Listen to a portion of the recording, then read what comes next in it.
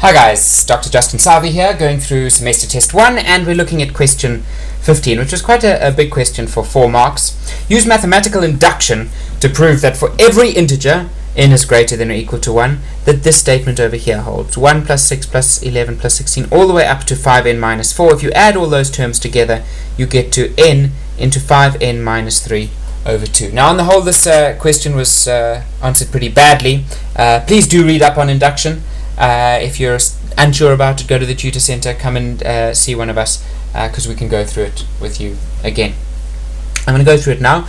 There are a couple of ways to do this. Most of you went with the let S be the set of all possible integers that satisfy this. Then you show that 1 is an element of S. That's your base case. Then you assume that k is an element of S and prove, given that information, that k plus 1 is an element of S. And that's the inductive proof.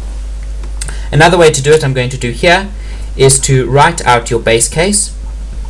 So your base case is we want to prove that it's true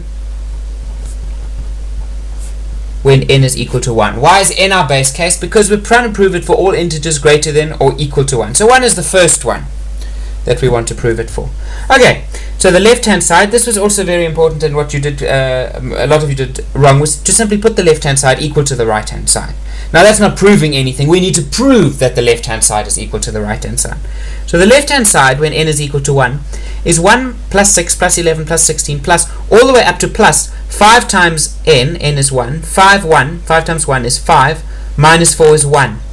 So from 1 plus all the way up to 1, we start at 1 and we end at 1. That's it. The left-hand side is equal to 1. The right-hand side, on the other hand, is equal to 1 into 5 times 1 minus 3 all over 2. And if you multiply that out, you get 5 minus 3 is 2 times 1 is 2 divided by 2 is equal to 1. And now those two are equal. So we have proved, not just written down, we have proved that the right-hand side is equal to the left-hand side, which is exactly what we needed to do for the base case. Now we need to do the inductive hypothesis.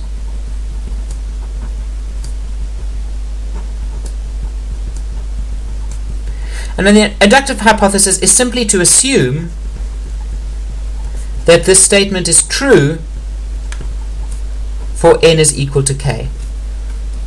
So if this statement is true for n is equal to k, that means that if I substitute k in here, it's true. This equals holds. So in other words, 1 plus 6 plus 11 plus 16 plus all the way up to plus 5 times k minus 4, that is equal to k multiplied into 5k minus 3 over 2. So we're assuming this is true. Why are we assuming this is true? Because this is our inductive hypothesis. We're now going to show in our inductive step, we want to prove true for n is equal to k plus 1. Okay, so what does induction do? We show it's true for some base case, n is equal to 1. Then we assume that it's true for n is equal to some value k, that this statement it holds. And then given this information, we prove that it's true for n is equal to k plus 1. What does that mean? Well, we know it's true for n is equal to 1. We proved it. Now we've proved that if it's true for any k, so if it's true for 1, then it's true for k plus 1. So it's true for 1 plus 1. So if it's true for 1, it's true for 2. We know it's true for 1, therefore it's also true for 2. Now the inductive step works again. If it's true for 2, it's true for 3. And if it's true for 3, it's true for 4. If it's true for 4, it's true for 5. And because we've got a base case, we've got something to ground it on, to build up from, suddenly we've proved it for all integers greater than the base case. Okay, we still need to do it. So we need to prove true for n is equal to k plus 1. Okay, left-hand side, right-hand side. You can't simply put the left-hand side equal to the right-hand side. You can only do in this step here because we're assuming it's true for n is equal to k. Here we have to prove that the left-hand side is equal to the right-hand side. So when n is equal to k, the left-hand side is equal to 1 plus 6 plus 11 plus 16 plus all the way up to, now the last term is going to be, we substitute k plus 1, but I'm going to write the second to last term as well. The second to last term, if we end at k plus 1, the second to last term is when n is equal to k. So we've got the second to last term is 5k minus 4, and the last term is 5k plus 1 minus 4. Why did I write the second to last term as well as the last term? Well, I wanted it to be very clear that all of these terms, excluding the last one, are the same as what we had in our inductive hypothesis.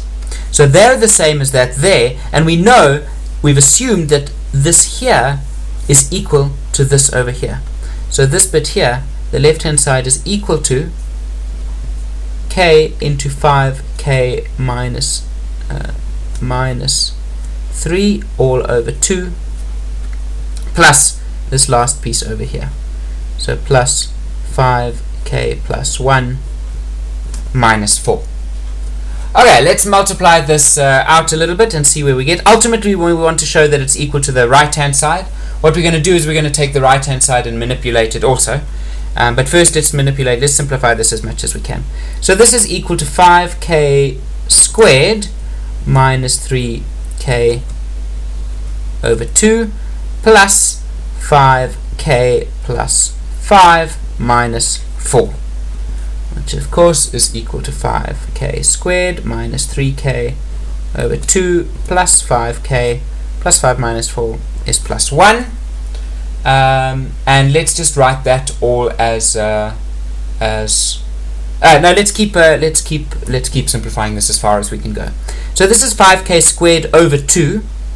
That's 5k squared over 2 minus 3k over 2 plus, let's write this as something over 2 so that we can add those terms together easily. This is 10k over 2 plus 1. So this is 5k squared divided by 2 minus 3k plus 10k, so that's going to be plus 7k over 2 plus 1. Okay, we've simplified that as far as possible. Let's take the right-hand side and see if we can simplify it down to exactly the same expression. So the right-hand side, now that's equal to, well, let's just get back our, here's the right-hand side, and this is our inductive step, so we're putting n equal to k plus 1. We're trying to show it's true for that. So the right-hand side is equal to, substitute k plus 1 wherever you see n, k plus 1 into 5 times k plus 1 minus 3 all over 2.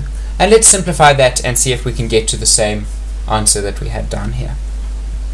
So this is here, let's multiply that bracket on the right first. We've got k plus 1 into 5k plus 5 minus 3. So that's going to be plus 2. All divided by 2. And that's equal to, if we multiply this out, 5k times k gives us 5k squared. Our middle term, we've got a 5k here and a 2k here. It's plus 7k, and of course our last two terms multiply to give us plus 2, all divided by 2. And if we write this as 3 separate terms, we've got 5k squared over 2 plus 7k over 2 plus 2 over 1 is equal to 1. And that's exactly what we have over here. So the right-hand side we have proved is equal to the left-hand side. We haven't simply written the right-hand side equals the left-hand side. We have proved that they are exactly the same. And that's our inductive proof. We have now proved it for all integers greater than 1. I'll just go over that one more time. We showed it was true for a base case when n is equal to 1. Then we assumed it was true when n is equal to k. And we used that fact to prove that if it's true for n is equal to k, then it's also true for n is equal to k plus 1. Here's the point here where we used that fact. We had that was the left-hand side in our inductive hypothesis.